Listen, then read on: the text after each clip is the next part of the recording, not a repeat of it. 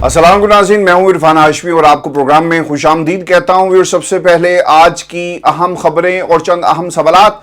Adiala jail में दो बड़ी गिरफ्तारियां हुई हैं। खुफिया इदारों ने किसको क्या करते हुए गिरफ्तार किया, क्या इल्जाम है इन दोनों शख्सियात के ऊपर, और फिर अडयाला जेल के अंदर इमरजेंसी क्यों नाफिज की गई, क्या अज़ाइम है इस गिरफ्तारी के पीछे, इसकी मुकम्मल तफसील व्यूअर्स मैं आपके सामने रखूंगा। और फिर व्यूअर्स पूरी कौम तैयार हो जाए, अब इमरान खान के जेल से मजीद आलमी मीडियाज को इंटरव्यूज का एक सिलसिला शुरू होने वाला है।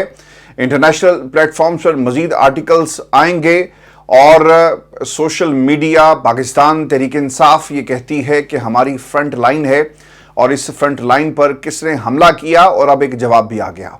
एक इंटरव्यू हुआ जी जुल्फी बुखारी का, उन्होंने पाकिस्तान की इस्टेब्लिशमेंट को क्या पैगाम दिया और शहबाज शरीफ के बेटे का किस जनरल से राब्ता था। इंतहाई अहम इंकशाफात किए गए हैं जुल्फी बुखारी की तरफ से, और जो इन्होंने इंटरव्यू दिया व्यूअर्स इसकी तफसील मैं आपके सामने रखूंगा। और फिर एक खबर शामिल करेंगे मरियम नवाज के हवाले से। अमेरिका में उनका एक इश्तिहार चल रहा है और जो इश्तिहार और जिस मकसद के लिए से चलाया गया वो क्या था और किस तरह से इस इश्तिहार को अमेरिका तक पहुंचाया गया, क्या पंजाब हुकूमत अमेरिका शिफ्ट होने वाली है, इसकी तफसील भी व्यूअर्स शामिल करेंगे आज के सेशन में। और फिर फ्रीलांसर्स को करोड़ों का नुकसान, पाकिस्तान की जो इंटरनेट इंडस्ट्री है और इससे मुंसलिक जितने भी लोग हैं जो अपना जो बिजनेस ऑनलाइन प्लेटफॉर्म्स के जरिए रोजी रोटी कमा रहे हैं, वो किस तरह बैठ गया है और इस वक्त सोशल मीडिया पर क्या तूफान बरपा है, इस तूफान के बारे में भी मैं आपको बताऊंगा। और फिर व्यूअर्स शहर इक़्तिदार के अंदर कुछ वारदातें डाली गई हैं और कुछ लोगों को नवाजा जा रहा है, ये लोग कौन हैं और इनके पीछे कौन सी ताकतें हैं, इसकी खबर भी शामिल करेंगे। और फिर दो वज़ीर आज़म जिनको फारिग कर दिया गया है, ये कौन है, इसका भी मुकम्मल अहाता करेंगे आज की इस नशिस्त में। लेकिन मैं सबसे अहम खबर आपको ये दे दूँ कि अडयाला जेल में एक बड़ी गिरफ्तारी हुई है और जेलर को फौज की हिरासत में ले लिया गया है। हसास सिक्योरिटी इदारों ने जी इमरान खान की सोहलतकारी के इल्ज़ाम में अडयाला जेल के डिप्टी सुपरिटेंडेंट मोहम्मद अकरम को हिरासत में लिया। मीडिया रिपोर्ट्स ये बताती हैं कि डिप्टी सुपरिटेंडेंट को इख्तियारात से तजावज़ करने पर तहवील में लिया गया और हसास इदारों की जानिब से तहकीकात का सिलसिला शुरू कर दिया गया है। डिप्टी सुपरिटेंडेंट पर खुफिया तौर पर इमरान खान के लिए पैगाम रसानी का इल्ज़ाम है। मीडिया रिपोर्ट्स ये कहती हैं कि हसास इदारों की जानिब से आईजी जेल खाना जात पंजाब को भी इस हवाले से आगाह कर दिया गया है और तहकीकात के बाद डिप्टी सुपरिटेंडेंट मोहम्मद अकरम के खिलाफ महकमाना कार्रवाई भी अमल में लाई जाएगी। व्यूअर्स आपको ये खबर दे दें कि deputy superintendent Adiala jail Mohammad Akram को पहले ही ओहदे से हटा दिया गया था। मोहम्मद अकरम का मोबाइल फ़ोन भी काफ़ी दिनों से बंद था। कोर्ट कवर करने वाले सहाफ़ी जो इस वक्त पाकिस्तान में जिनसे राब्ता हमारा हुआ वही बताते हैं कि deputy superintendent Adiala jail Mohammad Akram का मोबाइल फ़ोन कल से बंद जा रहा था और ज़राए से खबर आ रही है कि उन्हें अब गिरफ्तार कर लिया गया है। मोहम्मद अकरम को कुछ अर्सा पहले अडयाला जेल से ट्रांसफ़र किया गया था और उनके ऊपर इल्ज़ाम ये था कि शायद ये सहूलतकारी कर रहे हैं। व्यूअर्स ट्रिब्यून की एक रिपोर्ट के मुताबिक दो अफसरान से तहकीकात की जा रही हैं। हसास इदारों ने साबिक deputy superintendent Adiala jail Mohammad Akram और असिस्टेंट सुपरिटेंडेंट बिलाल से भी पूछताछ जो है वो की है और दोनों अफसरान को हसास इदारों की सिफारिश पर 21 जून को ओहदों से हटाया गया था। दोनों अफसरान पर इल्ज़ाम है कि वो बानी पीटीआई इमरान खान के साथ खुसूसी ड्यूटी करते हुए सहूलतकारी करते हुए पाए गए और मज़कूरा अफसरान इमरान खान के सेल तक जाने के मजाज थे। ट्रिब्यून के मुताबिक इमरान खान और दोनों अफसरान के दरमियान राब्तों के वाज़ेह सबूत भी सामने आ गए, जिसकी रोशनी में मजीद कार्रवाई जो है वो की जा रही है। अब जेलर का रवैया खान साहब के साथ क्या था, इसको आपके सामने रखने से पहले मैं आपको एक चीज़ ये बता दूं कि पाकिस्तान के अंदर खान साहब के साथ जितने भी बयानिए जोड़े जा रहे हैं, इन बयानियों को जोड़ने वाले और इन बयानियों को मुंह की खानी पड़ेगी, क्योंकि जो सहूलतकारी का लफ्ज़ इमरान खान के साथ इस्तेमाल किया गया, गुस्सा इन लोगों को ये था कि इमरान खान से जब भी मुलाकात करने के लिए लोग जाते हैं, उनके वकला हों, उनके घर वाले हों, उनकी अहलिया हों, उनकी बहनें हों, आप किसी किस्म का कोई कागज़, कोई पेपर, कोई रजिस्टर, कोई चीज़ अंदर नहीं जाने देते। लेकिन ये किस तरह हुआ कि इमरान खान का पहला इंटरव्यू फाइनेंशियल टाइम्स में छपता है।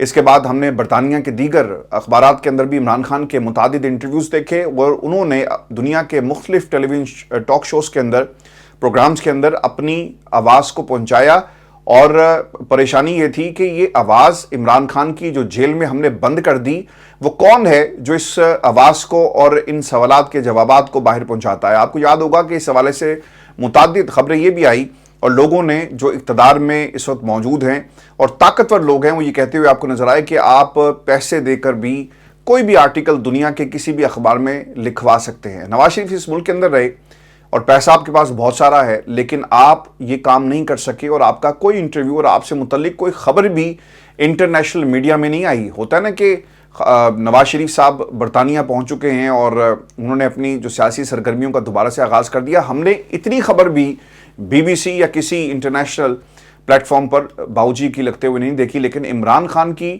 آواز جیل سے باہر پوری دنیا نے سنی اور یہ غصہ تھا، جس کے بعد انویسٹیگیشن شروع ہوئی اور پتہ یہ چلا کہ شاید یہ وہ لوگ تھے جو سہولت کاری کر رہے تھے۔ عمران خان کا پیغام جیل کے اندر جاتا ہے، جیل سے باہر عمران خان کا پیغام آتا ہے اور باہر سے کچھ لوگ عمران خان سے رابطے میں بھی تھے اور جیلر صاحب یہ سب کچھ کر رہے تھے، یہ ان کے اوپر الزام ہے۔ اب جیلر کا رویہ عمران خان کے ساتھ کیسا تھا یہ میں آپ کو بتا دیتا ہوں۔ جیل سماعت پر جانے والے ایک صحافی وہ یہ بتاتے ہیں کہ سابق ڈپٹی سپرنٹینڈنٹ اڈیالہ جیل محمد اکرم وہ شخص ہیں جس نے الیکشن 2024 سے پہلے جس دن سائفر کی سزا سنائی گئی تھی، اڈیالہ جیل عدالت کے اندر سماعت کے دوران عمران خان کی لیگل ٹیم کے ایک وکیل صاحب نے کاغذ عمران خان کے سامنے رکھا کہ آپ اس پر آٹوگراف دے دیں، جس پر عمران خان نے آٹوگراف دے کر کاغذ واپس وکیل کو تھماتے ہوئے یہ کہا کہ آپ یہ لیں، لیکن محمد اکرم نے وہ کاغذ چھین کر اس کے ٹکڑے ٹکڑے کر دیے اور اپنی جیب میں وہ ٹکڑے ڈالے، جس پر بعد میں خان صاحب نے اسے یہ بھی کہا کہ مخاطب کرتے ہوئے محمد اکرم کو کہ یار یہ تم کیا کر رہے ہو، کیا اب اس کی بھی اجازت نہیں ہے؟ تو محمد اکرم نے اس کا یہ جواب دیا کہ جناب بالکل اس کی بھی اجازت ہمیں نہیں ہے۔ یعنی یہ عمران خان کی کڑی نگرانی رکھتے تھے، عمران خان کو ایک قلم تک رکھنے کی اجازت نہیں دی گئی۔ پاکستان تحریک انصاف لوگوں کی بھی جیل میں کڑی نگرانی کی جاتی ہے، پاکستان تحریک انصاف کی لیڈرشپ کی محدود رسائی ہے۔ انہی کے دور میں پاکستان تحریک انصاف نے بار بار یہ کہا کہ عمران خان کو سہولیات نہیں دی جا رہی، اور انہی کے دور میں جنہیں آپ نے اب گرفتار کر لیا، اپنی تحویل میں لے لی ہے، پی ٹی آئی لیڈرشپ کوٹ گئی اور یہ بھی انہوں نے کہا کہ ہمیں ٹھیک سے ملاقات کرنے کی اجازت نہیں دی جاتی۔ پھر یہ کیسے عمران خان کی سہولت کاری کرتے رہے؟ یہ انتہائی اہم سوال ہے۔ ویورز، آپ کو اس سے پہلے بھی یاد ہوگا کہ جو کمشنر راولپنڈی تھے، انہوں نے پاکستان کی ٹیلی ویژن چینلز کے اوپر اور جو خبریں آئی انہوں نے اعتراف کیا کہ یہ میرے ضمیر کی آواز ہے اور اب ہم تھک گئے، ہمیں کہا جاتا رہا کہ آپ نے سہولت کاری کرنی ہے اور یہ ریگڈ الیکشن تھے اور اس الیکشن کے اندر بھرپور طریقے سے بیوروکریسی کو اور میں خود بھی استعمال ہوا اور انہوں نے یہ ایک طرح سے کنفیشن سٹیٹمنٹ دیا۔ اب ان کے ساتھ کیا ہوا، کہاں گئے، کسی کو کچھ معلوم نہیں ہے۔ پاکستان تحریک انصاف کی اگر یہ نالائکی کہا جائے تو بروقت اس کے اوپر آپ کو کیپٹلائز کرنا چاہیے تھا۔ آپ دھرنے دے کر بیٹھتے الیکشن کمیشن آف پاکستان کے سامنے اور اس معاملے کو اس وقت تک نہ چھوڑتے جب تک پاکستان کی کوئی عدالت درخواستیں کسی پلیٹ فارم پر نہ چلی جاتی۔ کمشنر راولپنڈی کی بعد میں کنفیشن سٹیٹمنٹ بھی آئی، جن لوگوں پر الزام لگا انہوں نے بھی آ کر کہا کہ جناب ایسی کوئی بات نہیں ہے، لیکن یہ وہ گفتگو ہے، یہ وہ سٹیٹمنٹس ہیں جو ہم نے ایسے ماحول میں دیکھی۔ اگر اسے کلینکل ماحول کہا جائے تو غلط نہیں ہوگا، انجینئرڈ ماحول کہا جائے تو بالکل بھی یہ غلط نہیں ہوگا، کیونکہ اس کے بعد نہ یہ معاملات کسی عدالت میں گئے، نہ تحریک انصاف انہیں لے کر گئی، اور نہ ہی ہم نے پاکستان کی ریاست کو، پاکستان کی حکومت کو، جو کمشنر راولپنڈی تھے ان کے خلاف کسی عدالت میں جاتے ہوئے دیکھا، اور ان کا کیا بنا کسی کو کچھ معلوم نہیں۔ اس وقت وہ سرکاری مہمان ہیں، اس وقت وہ ریاست کے مہمان ہیں، وہ کہاں پر ہیں وہ لاپتہ ہیں۔ اس کپتان کے جیل سے مزید آرٹیکلز آنے والے ہیں اور ہم نے اس سے پہلے عمران خان کے متعدد آرٹیکلز دنیا کے مختلف اخبارات میں، ان کے جو انٹرویوز تھے دنیا کے ٹاپ جو ٹیلی ویژن چینلز ہیں اور ان کے پروگرامز ہیں، ان میں ہم نے چلتے ہوئے دیکھے۔ عمران خان کی آواز تو نہیں پہنچ سکی، لیکن عمران خان کی تحریر ضرور پہنچی، سوالات جیل میں پہنچتے ہیں، عمران خان ان کا جواب دیتے ہیں اور باہر سے پھر ان جوابات کو عمران خان کی طرف سے دنیا کے مختلف آرٹیکلز میں جو ہے وہ چھپوایا گیا، اور پاکستان کی اسٹیبلشمنٹ کے اوپر خان صاحب نے ان انٹرویوز کے اندر بھرپور تنقید کی۔ جن حالات میں عمران خان کو گرفتار کیا گیا اور پاکستان کے اندر جس طرح سے جو حالات کریٹ کیے جا رہے ہیں، ڈیموکریسی اور اس کے ساتھ ساتھ جو آپ کی معیشت ہے، اور اس کے ساتھ ساتھ جس طرح سے ریگڈ الیکشن اور جو سہولت کاری ججز اور ان کے علاوہ پاکستان کا الیکشن کمشنر کر رہا تھا۔ عمران خان خاموش نہیں بیٹھے اور ان تمام لوگوں کو، ان تمام وارداتوں کو عمران خان نے ایک ایک کر کے بے نقاب کیا۔ اب یہ جو انٹرویوز والا معاملہ ہے نا، اسی خبر کے ساتھ وہ جو 2 جیلر پکڑے گئے، یہ خبر جو ہے وہ جڑی ہوئی ہے اور ان دونوں کا ایک بہت گہرا تعلق ہے، چونکہ یہ انٹرویوز ہی وجہ بنے، لوگوں نے انویسٹیگیشن شروع کی اور پھر 9 مئی کا بیانیہ۔ اور مجھے وہ بار بار جو خواجہ آصف کی جو گفتگو تھی حامد میر کے پروگرام میں، جب انہوں نے کہا کہ آپ کا 9 مئی کا بیانیہ ختم ہو گیا، وہ بار بار ہمارے ذہنوں میں اس کا جو نقش ہے وہ دوبارہ ابھر کر سامنے آ جاتا ہے اور وہ آواز کانوں میں گونجتی ہے، جس میں انہوں نے کہا کہ کچھ دنوں میں آپ کو پتہ چل جائے گا۔ پہلے فیض حمید صاحب کا کورٹ مارشل اور اس کے بعد 9 مئی کا بیانیہ، عمران خان سے کم زیادہ آپ نے فیض حمید صاحب کے ساتھ جو ہے جوڑنا شروع کر دیا اور یہاں تک کہا گیا کہ فیض حمید دونوں طرف سے ڈبل گیم نہیں بلکہ ٹرپل گیم جو ہے وہ کھیل رہے تھے۔ اب جو انٹرویوز کی بات ہے، یہ انٹرویو ہوا ہے جی زلفی بخاری کا وی نیوز کو، اور انہوں نے ان سوالوں کا جواب دیا جو ان سے پوچھے گئے۔ وہ یہ کہتے ہیں کہ عمران خان کے جیل سے مزید آرٹیکل شائع ہونے جا رہے ہیں، ان کے لیے آپ سب تیار ہو جائیں، اور جو سوشل میڈیا فوج کے خلاف لکھے وہ ہمارا نہیں ہے۔ ایک بات بڑی واضح ہو گئی، آپ پاکستان کی جو سیاسی جماعت ہے تحریک انصاف، اس کو جب بھی فوج کے اوپر تنقید ہوتی ہے آپ ساری تنقید کو پاکستان تحریک انصاف کے ساتھ جوڑتے ہیں۔ برطانیہ کے اندر بہت سارے ایسے سوشل میڈیا اکاؤنٹس ہیں جن کو میں خود بھی جانتا ہوں اور پاکستان کی عوام بھی پہچانتی ہے۔ ان لوگوں نے تحریک انصاف کے اندر گھس کر فوج پر تنقید کی۔ اب باقاعدہ آفیشلی زلفی بخاری نے اس بات کا اعلان کر دیا کہ فوج کے اوپر تنقید ہو تو خدا کے لیے اسے پاکستان تحریک انصاف سے مت جوڑیں، ہمارے کسی بھی آفیشیل ٹویٹر اکاؤنٹ سے یا پھر میڈیا پلیٹ فارم سے سوشل میڈیا پر تنقید جو فوج پر تنقید نہیں ہو رہی، بلکہ ہم کچھ سوالات پوچھتے ہیں اور آئین اور قانون کے اندر رہتے ہوئے یہ سوالات ہم پوچھ رہے ہیں۔ زلفی بخاری یہ بھی کہتے ہیں کہ سوشل میڈیا میرے نیچے کام نہیں کرتا، لیکن میں ان سے لا تعلقی کا اعلان نہیں کر سکتا، ہم سب ایک ہیں۔ روف حسن کو جواب دیتے ہوئے انہوں نے یہ بھی کہا کہ وہ کہتے ہیں کہ اپنی سوشل میڈیا ٹیم سے لا تعلقی کا اعلان نہیں کر سکتے، اس وقت سوشل میڈیا ٹیم ہماری فرنٹ لائن فورس ہے۔ سوشل میڈیا پر ڈاکومنٹری کے حوالے سے بھی انہوں نے کہا کہ افواج پاکستان ہمارا فخر ہے، ہم نے وہی ڈاکومنٹری بنائی جو حمود الرحمان کمیشن رپورٹ میں لکھا ہے، اگر وہ غلط ہے تو ہم معافی مانگ لیں گے۔ جو لوگ باہر بیٹھ کر فوج کے خلاف لکھتے ہیں ان کا پاکستان تحریک انصاف سے کوئی تعلق نہیں۔ D G I S P R کی پریس کانفرنس پر رد عمل دیتے ہوئے زلفی بخاری یہ بھی کہتے ہیں کہ اب ایسی حرکتیں نہ کریں جس سے آپ کو شرمندگی اٹھانا پڑے۔ فوج کے خلاف ہم نے کبھی کوئی بات نہیں کی، ہم آج بھی سیم پیج کی بات کرتے ہیں، لیکن اس پیج پر ہمیں بھی تو لکھنے دیں۔ حمود الرحمان کمیشن رپورٹ عمران خان نے نہیں لکھی، اگر کمیشن رپورٹ میں کچھ اور ہے اور ہماری رپورٹ میں کچھ اور تو ہم اس پر معافی مانگنے کے لیے تیار ہیں۔ زلفی بخاری یہ بھی کہتے ہیں کہ مجھے D G I S P R نہ سکھائیں، میں ان سے بہتر جانتا ہوں کہ اپنے ملک کی کون سی خرابیوں کا ذکر کہاں کرنا ہے اور کہاں نہیں۔ بطور ادارہ کبھی فوج کی بدنامی نہیں کی، اگر ہم یہ بولیں گے کہ اسٹیبلشمنٹ اس وقت ملک میں جمہوریت کو رون نہیں رہی تو یہ جھوٹ ہوگا۔ آئی ایس پی آر کی پریس کانفرنس بچگانہ تھی، ان کو خود سمجھ نہیں آ رہی کہ وہ کیا کہہ رہے ہیں۔ اگر آپ خود کہیں کہ آپ کے معدنیات ہیں، سمندر ہے، وسائل ہیں، تو کوئی یہ مانے گا نہیں، آپ کو لابنگ فرمز ہائر کرنا پڑیں گی اور آپ دنیا کو بتائیں گے اور پھر دنیا انویسٹمنٹ لے کر آپ کے پاس آئے گی۔ پھر وہ یہ بھی کہتے ہیں کہ لانگ مارچ کے حوالے سے جب ان سے سوال کیا گیا کہ آرمی چیف کی تعیناتی رکوانے کے لیے لانگ مارچ نہیں کیا، چونکہ ویورز آپ کو یاد ہوگا بار بار یہ بات کہی جا رہی تھی کہ جو لانگ مارچ ہوا اس میں پاکستان تحریک انصاف شامل تھی اور کہیں نہ کہیں سے جنرل باجوہ یہ پیغام دے رہے تھے کہ آپ اس لانگ مارچ کو لے کر راولپنڈی آئیں اور پھر میں آپ کو بتاؤں گا کہ آپ نے لانگ مارچ اس کا رخ جو ہے وہ اسلام آباد کی طرف کرنا ہے یا نہیں کرنا۔ پھر ویورز آپ کو یاد ہو میں نے اس وقت بھی ایک بات کہی تھی اور خان صاحب نے اس وقت جو ہے اس کا اعلان بھی کیا اور انہوں نے اپنی دونوں حکومتیں قربان کر دی تھی۔ وہ کہہ رہے تھے کہ میں اگر چاہوں تو میں اس لانگ مارچ کا جو رخ ہے وہ اسلام آباد کی طرف کر سکتا ہوں، لیکن میں ایسا نہیں کروں گا اور میں پاکستان کے لیے، جمہوریت کے لیے یہ نہیں کروں گا، بلکہ اپنی حکومت کو قربان کر کے پاکستان کی عوام کے درمیان جائیں گے۔ جو کچھ ظلم ہمارے ساتھ ہو رہا ہے اس کا جواب ہم جمہوریت کے ذریعے جواب دیں گے، لوگوں کے درمیان جا کر لوگوں کی عدالت سے فیصلہ لا کر اس کے اوپر عمل کروائیں گے، بلکہ قانون کو اپنے ہاتھ میں ہم لینے کا کبھی سوچ بھی نہیں سکتے۔ اور ویورز آپ کو یہ بھی خبر دیں کہ زلفی بخاری نے ایک الزام یہ بھی عائد کیا اور وہ یہ کہہ رہے ہیں کہ میں یہ چیلنج کرتا ہوں شہباز شریف صاحب سے پوچھیں کہ جنرل فیض کا نام آرمی چیف کے لیے کس نے دیا؟ جنرل فیض کا نام سلمان شہباز نے دیا۔ جنرل فیض حمید کا نام پاکستان تحریک انصاف کے ساتھ جوڑا جاتا ہے، لیکن حقیقت یہ ہے کہ سلمان شہباز نے وزیر اعظم شہباز شریف کو جنرل فیض حمید کا نام آرمی چیف کے لیے تجویز کیا تھا، اور انہوں نے اپنی ترقی کے لیے ایک لابنگ بھی کی، اور اس کے پیچھے جو ہسٹری ہے وہ میں تھوڑی سی آپ کو بتا دیتا ہوں۔ پاکستان کے اندر بھی یہ بات مختلف سیاسی حلقوں میں ہوتی رہی کہ ہاؤس آف شریف آبویسلی یہ تقسیم ہو چکا ہے، اور نون اور شین ہم نے بنتے ہوئے اس میں دیکھی، اور ایک بھائی آپ کا وزیر اعلیٰ پنجاب تھا، آپ نے اس کو اس کرسی سے اتار کر اپنی کزن سسٹر کو اس پہ بٹھا دیا، تو پاکستان مسلم لیگ نون کے اندر تقسیم تو ہو گئی۔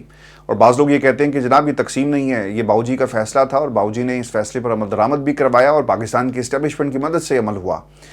حمزہ شہباز کیوں وزیر اعلیٰ پنجاب نہیں بن سکے؟ یہ دکھ ہے شہباز شریف صاحب کو۔ اگر باپ وزیر اعظم تھا اور بیٹے کا حق تھا، بیٹے نے قربانی دی، لیکن یہ حق جو کزن سسٹر ہے اس کو دے دیا گیا، اور اس کے اوپر وہ یہ سمجھتے تھے کہ اگر سارے کے سارے عہدے جو ہیں اور ساری چیزیں یہ ان کے گھر چلی گئی تو ہمارے ہاتھ میں کیا آئے گا۔ شہباز شریف صاحب وزیر اعظم تو بن گئے، لیکن کہیں نہ کہیں یہ دکھ ضرور جو ہے باقی خاندان کے لوگوں میں پایا جاتا ہے کہ پنجاب میں حمزہ شہباز نے زیادہ کام کیا، اور اس خواہش کے پیچھے کہ اس کو جنرل آرمی چیف کو لگایا جائے کہ اس جنرل کو، یہ اس کی ایک بنیادی جو ہے وہ یہاں سے اس چیز کو جو ہے وہ انیشیٹ کیا گیا، اور یہ اس کے پیچھے ایک بنیادی وجہ تھی۔ میں بھی آپ کو خواجہ آصف صاحب کے حوالے سے بھی کچھ بات بتا دوں، چونکہ انہوں نے اب ایک دوبارہ جنرل فیض کے اوپر یہ الزام لگایا ہے، اور مجھے حیرانگی اس بات پہ ہوتی ہے۔ آپ بہت سارے جو صادق اور امین اس وقت آپ کو ٹیلی ویژن سکرینز پر بیٹھے ہوئے نظر آئیں گے، یہ کہاں تھے اس سے پہلے؟ کیوں انہوں نے یہ تمام باتیں پاکستان کی عوام کے سامنے جو ہے وہ نہیں رکھی؟ اس سے پہلے تو خاموشی تھی، لیکن اب یہ خاموشی جو ہے وہ آپ کو زبان آپ کو مل گئی، اور آپ جنرل فیض کے اوپر الزام لگا رہے ہیں۔ جو بندہ اس وقت زیر عتاب ہے، جس کا کورٹ مارشل ہو رہا ہے، اگر وہ اپنا دفاع نہیں کر سکتا تو پھر آپ کو بھی کوئی حق نہیں ہے کہ آپ اس کے بارے میں اب یہ بات کریں۔ اگر آپ اس سے پہلے یہ بات کرتے جب وہ بند کمرے میں ملے اور جب وہ یہ تمام آفرز آپ کے پاس لے کر آتے تھے، تو پھر ڈیفرنٹ سینیریو تھا، لیکن اب چونکہ ان کا پوسٹ ایک کورٹ مارشل ہو رہا ہے، اور ریٹائرمنٹ کے بعد جو ان کی سچویشن ہے، اگر آپ ان پر تنقید کریں گے تو یہ تنقید واپس لوٹ کر آپ پر آئے گی، چاہے بے شک آپ سچ ہی کیوں نہ بول رہے ہو۔ خواجہ آصف نے جی ایک انٹرویو دیا ہے، اور اب وہ یہ کہتے ہیں کہ 9 مئی کو پاکستان تحریک انصاف کے کارکنوں نے ملک بھر میں فوجی تنصیبات پر حملے کیے، اور ہدایت دی جا رہی تھی کہ فلاں جگہ پہنچ جاؤ۔ سابق ڈی جی آئی فیض حمید کا 9 مئی کے واقعات میں کردار تھا، اور اس روز فوجی تنصیبات پر جو حملے ہوئے وہ پلاننگ انہوں نے کی تھی۔ چلیں ایک تو بات آپ نے یہ بیان دے کر واضح کر دی کہ خان صاحب کا 9 مئی سے کوئی تعلق نہیں ہے۔ میں اس پر آگے چل کر بھی بات کروں گا، کیونکہ پاکستان تحریک انصاف کے حوالے سے جو بیانیہ بنایا گیا اور جو باتیں آپ لوگ کر رہے تھے، مجھے ایسا لگتا ہے کہ اب نون لیگ خود سے عمران خان کو کلین چٹ دے رہی ہے۔ وہ کیسے؟ وہ آگے چل کر میں آپ کو بتاتا ہوں۔ پھر وہ یہ کہتے ہیں کہ ہم آزادی کے تقاضے پورے نہیں کر رہے۔ فیض حمید سمجھتے تھے کہ انہوں نے جو 4 سے 5 سال خدمات انجام دی، ان کے بدلے میں آرمی چیف ان کو بنا دیا جائے۔ سر پاکستان کے اندر تو ہمیشہ سے یہی ہوا، بلکہ جو آپ نے طریقہ رکھا ہوا ہے نا آرمی چیف بننے کا، وہ یہی تقاضا کرتا ہے۔ جب آرمی چیف کی باری آئی تو آپ کو کیا لگتا ہے کہ پاکستان پیپلز پارٹی نے کوشش نہیں کی ہوگی؟ اور ایک جنرل کا نام دیا گیا، لیفٹیننٹ جنرل، کہ یہ نام جو ہے وہ زرداری صاحب نے ریکمینڈ کیا۔ باقی جو نام تھے وہ کہاں سے آئے؟ یہاں پر تو ایون کہ باجوہ صاحب بھی جو ہیں وہ جنرل شمشاد مرزا صاحب کے حوالے سے لابنگ کرتے ہوئے ہمیں نظر آئے کہ آپ کس کو بنائیں۔ یہ تمام باتیں آپ لوگوں نے پاکستان کی عوام کو بتائی ہیں۔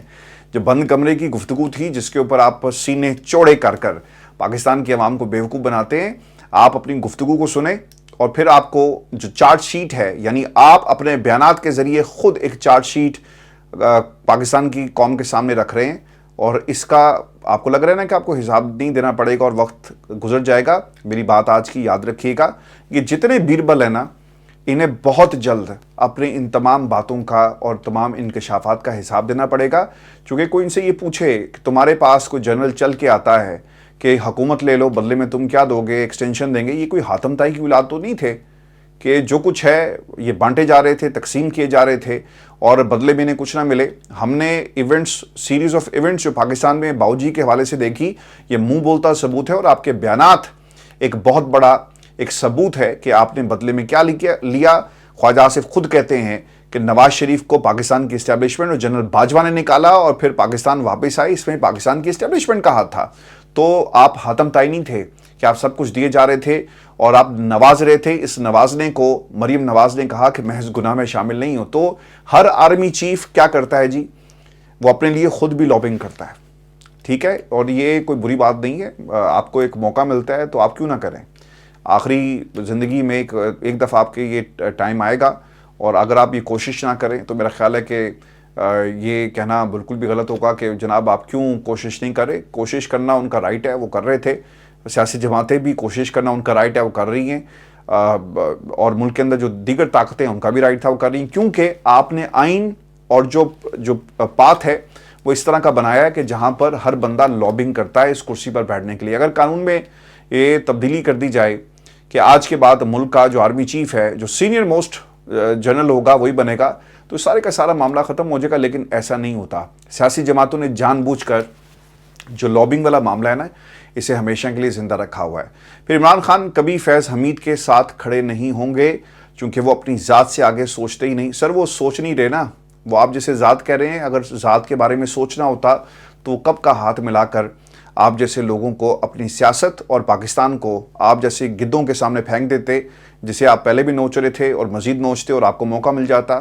لیکن انہوں نے ایسا نہیں کیا. جنرل فیض کے ساتھ دیگر کرداروں کو بھی پکڑنا چاہیے، ورنہ ہم آگے نہیں بڑھ سکتے. سر ہم وقت گزر رہا ہے اور ہم آگے بڑھی جا رہے ہیں، لیکن پاکستان پیچھے جا رہا ہے. خواجہ آصف صاحب کی باتیں اب ایسا لگتا ہے کہ ایک دیوانے کی باتیں ہیں. اور جس طرح سے سوشل میڈیا اور جس طرح سے 9 مئی اور جس طرح سے جنرل فیض کے بارے میں گفتگو کرتے ہیں اور ججز کے بارے میں، میرا خیال ہے کہ اب شاید ان کی اس گفتگو میں وہ اپنے حوالے سے خود ہی ایک چارج شیٹ پیش کر رہے ہیں، اور آنے والے دنوں کے اندر انہیں یہ بہت مہنگی پڑے گی گفتگو.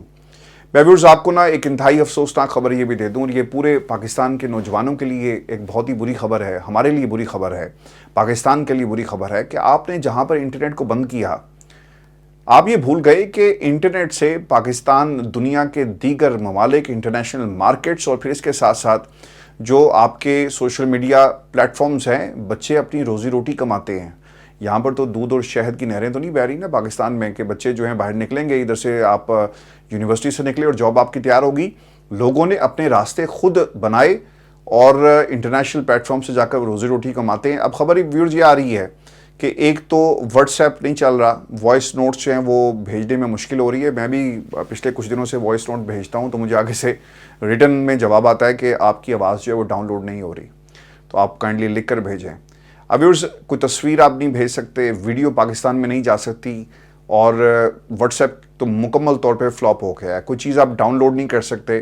ہماری جتنی بھی ایڈیٹنگ ہے پروگرامز کی وہ اب پاکستان میں نہیں ہو رہی بلکہ برطانیہ میں ہو رہی ہے. جسٹ امیجن کریں، جو لوگ اس پلیٹ فارم کے ساتھ جڑے ہوئے تھے پاکستان میں اور اپنی ایڈیٹنگ کے ذریعے روزی روٹی کما رہے تھے، ان کا کام تو ٹھپ ہو گیا. جب کام نہیں کریں گے اور آپ کو ریسورس کو ریلوکیٹ کہیں اور کرنا پڑے گا تو پھر کیا بنے گا. اس کے ساتھ ساتھ بینکنگ ایپس بری طرح متاثر ہوئی ہیں. آن لائن بینکنگ نہیں ہو رہی اور سارے کا سارا پریشر جو ہے وہ بینکوں پر آ گیا ہے. لوگوں کو فزیکلی بینکوں میں جانا پڑ رہا ہے. صورتحال یہاں تک پہنچ چکی ہے کہ لوگوں کو سوشل میڈیا پر آزادی مبارک لکھنے کے لیے بھی وی پی این کا استعمال کرنا پڑ رہا ہے.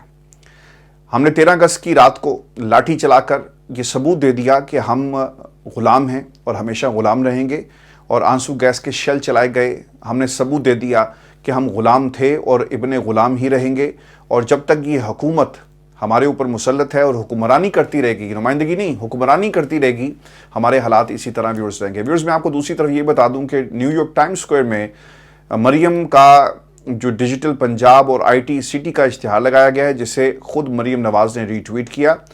ٹائمز اسکوائر جی دنیا کا سب سے مہنگا ترین ایڈورٹائزمنٹ ایریا ہے، اور اس ایڈورٹائزمنٹ کے لیے پیمنٹ کہاں سے کی گئی، یہ ایک سب سے بڑا سوال ہے.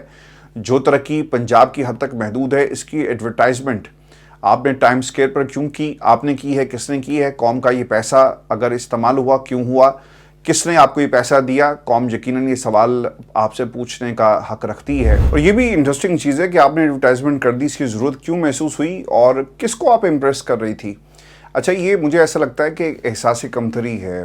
اس سے پہلے بھی ایسی بات نہیں کرنی چاہیے، لیکن یہ ہم نے دیکھا ہے. مریم سکولز میں جا کر وہی باتیں کریں گی جو خان صاحب کرتے رہے، اور کاپی آپ کو نظر آئے گی. انہوں نے اپنے اشتہار لگوا کر شاید مقبولیت حاصل کرنے کی کوشش کی ہے کہ دیکھو مریم سی ایم پنجاب، اس کے اشتہار ٹائمز اسکوائر پہ لگے ہوئے، پیسے آپ دیں کسی کا بھی اشتہار لگ جائے گا۔ تو اس میں کیا ایسا آپ نے کر لیا؟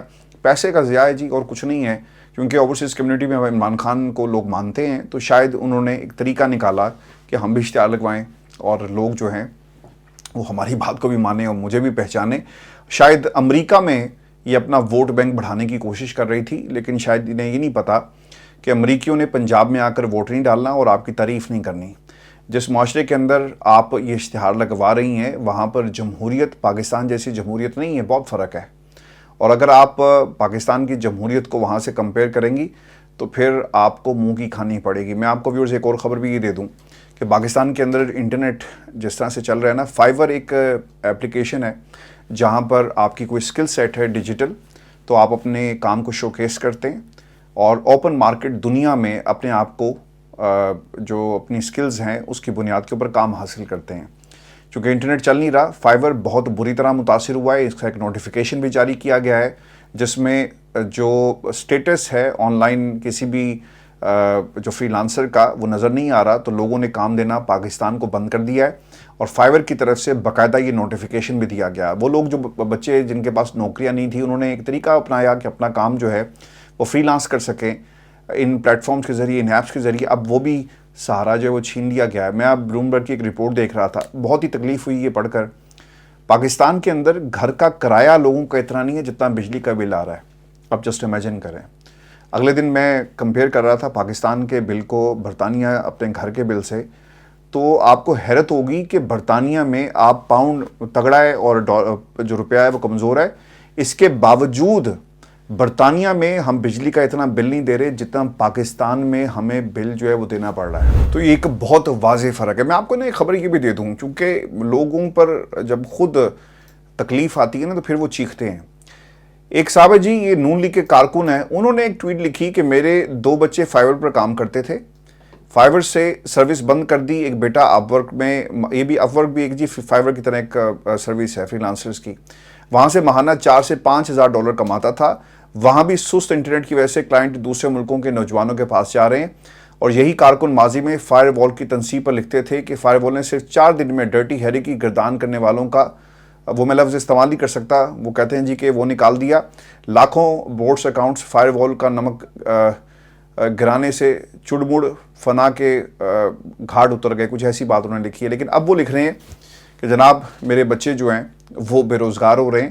تو سر اپنے بچوں کی بات آئی تو برا لگا جب قوم کے بچے جنہیں ڈیجیٹل دہشت گرد کہہ کر اٹھا لیا جاتا ہے وہ کسی کے بچے نہیں تھے۔ تو یہ بیانیے کی جنگ ہے، اگر کسی کے پاس سر ثبوت ہے تو اسے پکڑیں، جس کے پاس ثبوت نہیں ہے تو خدا کے لیے اس کو مت پکڑیں۔ میں آپ کو ایک خبر، ایک انتہائی افسوسناک خبر اور بھی میں آپ کو دوں، اور یہ خبر آئی ہے جی توشہ خانہ کے حوالے سے۔ توشہ خانہ کے سامنے لانے والے عمر فاروق کے لیے حلال امتیاز کی منظوری دے دی گئی ہے۔ ایک اور حاتم طائی کو نوازنے کی تیاری کی جا رہی ہے، اور اس حاتم طائی نے کیا کام کیا جی؟ 17ویں یوم آزادی کے موقع پر پاکستان کے لیے خدمات کے اطراف میں 104 پاکستانی اور غیر ملکی شخصیات کے لیے سول ایوارڈ کی منظوری دی گئی ہے۔ تمام تر افراد کو سول ایوارڈ 23 مارچ 2025 کی تقریب میں دیے جائیں گے۔ پہلے ایسے پتہ کر لو کہ 2025 تک تاڑی حکومت رہے گی کہ نہیں، 2025 بہت دور ہے سر۔ اور انصاف کے حوالے سے میں آپ کو بتا دوں کہ انٹرسٹنگ فیکٹ یہ ہے کہ جو شخص ان کو یہ ان کی خدمات کے اطراف میں جو ان کو یہ ایوارڈ سول ایوارڈ دینے جا رہا ہے، وہ خود بھی توشہ خانہ کے اندر اس نے عدالت کو کہہ رکھا ہے کہ جناب میں صدر ہوں، میں نے نہیں ہاتھ لانا، آصف علی زرداری، اور جس کی حکومت ہے وہ ڈیم میں پیش نہیں اترا، اور باؤ جی جاتے ہیں اور جا کر کہتے ہیں کہ تاریخ دے دیں، اور ان کو تاریخ مل جاتی ہے، اور نیب جو ہے اس کیس کو نہیں اٹھا رہا۔ یہ وہ تمام لوگ ہیں جنہوں نے اپنے مقدمات کو عدالتوں میں چلنے نہیں دیا، اور رزلٹس آپ کے سامنے ہیں۔ اور اگر پاکستان کی عوام نے کچھ سیکھنا ہے اور کچھ کرنا ہے تو میں آپ کو خبر ایک اور بھی دیتا ہوں، اور یہ بڑی انٹرسٹنگ خبر ہے، اور یہ خبر آئی ہے جی جاپان کے وزیر اعظم کا عہدے سے مستعفی ہونے اور آئندہ الیکشن نہ لڑنے کا اعلان۔ یہ کیوں انہوں نے کیا ہے؟ وہ یہ کہتے ہیں جی کہ ایک تو ان کا تعلق ہے جی لبرل ڈیموکریٹک پارٹی سے، اور لبرل ڈیموکریٹک پارٹی کے لیڈر کے طور پر دوبارہ انتخابات میں حصہ نہیں لوں گا۔ اور اس کی وجہ کیا ہے جی؟ وہ یہ کہتے ہیں کہ ایک تو لوگ میرے پر اعتبار نہیں کر رہے، عدم اعتماد کا اظہار کر دیا انہوں نے، اور سیاسی تنازعات اور اشیاء ضروریہ کی بڑھتی ہوئی قیمتوں کے باعث مستعفی ہونے کا فیصلہ میں نے کیا ہے۔ اچھا، بات یہاں پہ ختم نہیں ہوتی، اور ایک اور صاحب ہیں جنہوں نے انہوں نے استعفیٰ تو نہیں دیا، بلکہ ایک عدالت نے وہاں کی ان کے خلاف یہ حکم جاری کیا، اور پھر اس کے بعد انہیں اپنے جو کرسی ہے اسے چھوڑنا پڑا۔ پھر اس خبر کے مطابق تھائی لینڈ کی عدالت نے وزیر اعظم سریتھا تھاوینسین کو عہدے سے برطرف کر دیا۔ کہ پروننسیشن آگے پیچھے ہو گیا تو معافی چاہتا ہوں، یہ ہماری اپنی زبان تو نہیں ہے، لیکن خیر کوشش میں نے پوری کی ہے۔ اور اس کی وجہ کیا ہے جی؟ کہ انہوں نے اپنے ایک وزیر کو، جو ان کے وکیل بھی تھے، انہیں اپنی کابینہ میں شامل کیا، اور یہ جانتے تھے کہ وہ سزا یافتہ ہے۔ اس کے اوپر جو فیصلہ آیا 9 میں سے 5 ججز نے تھائی لینڈ کے وزیر اعظم اور کابینہ کو برطرف کرنے کے حق میں ووٹ دیا، اور پھر برطرف کر دیا گیا، اور لکھا یہ کہ امانت داری کے ساتھ اپنا کام بہترین طریقے سے کیا، مگر عدالتی فیصلے کو میں قبول کرتا ہوں۔ عدالت یہ سمجھتی تھی کہ انہوں نے بے ایمانی کی ہے، اور یہ موریلٹیز کی بنیاد کے اوپر انہیں فارغ کیا گیا۔ تو یہ دنیا یہ کر رہی ہے، اور ہمارا وزیر اعظم جس پر چارج شیٹ تھی، لگنے والی تھی، فرد جرم عائد ہونے والی تھی، وہ فرد جرم نہیں لگی، بلکہ وہ وزیر اعظم لگ گیا۔ اپنا خیال رکھیے گا، آپ سے اگلی ویڈیو میں ملاقات ہوگی۔ اجازت دیجیے، اللہ نگہبان۔